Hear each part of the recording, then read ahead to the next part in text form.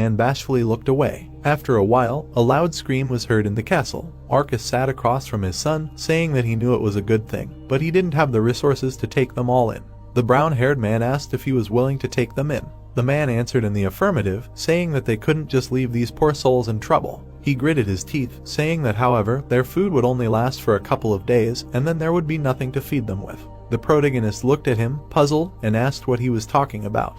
He smirked and said that they just had a bunch of food for the refugees. After a while, he looked at the locust meat. Standing in the warehouse with his parents, Lloyd noted that they were collecting them to use for compost, and that's why they were storing them here. His father looked at him with a worried look and said that feeding the refugees these insects was a bet. He was shocked when his wife suddenly tried the meat. She looked at her husband and said that it tasted like shrimp, and since the orcs also ate it, she didn't see a problem.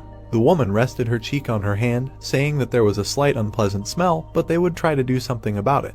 The guy smiled widely when she asked if he could lead the cooking unit. He answered in the affirmative, noting that this was why he had called her. After a while, a tent camp was set up. When the brown-haired man began to inspect it, Blank exclaimed that the first temporary tent had been erected, and he asked him to prepare even more materials as quickly as possible. The man on the observation tower waved a flag and said that about 100 more refugees were coming here. The protagonist grinned, saying that it was much faster than he thought. A large peapodong appeared next to him when he told him that everything needed to be done as soon as possible, because if they hesitated, the people would simply freeze. The mouse stuck his paws in the ground. Then he began to dig a hole. Bairn, holding a document in his hands, shouted loudly that they were recruiting a team to build heating systems. After Belle ordered, she spewed out water. The man waved a flag, telling about the arrival of people from the south and north. Marbella, standing in front of the women, exclaimed that now was the time to start turning insects into nutritious food. The women looked at her with puzzled eyes, saying that this was too much. The blonde closed her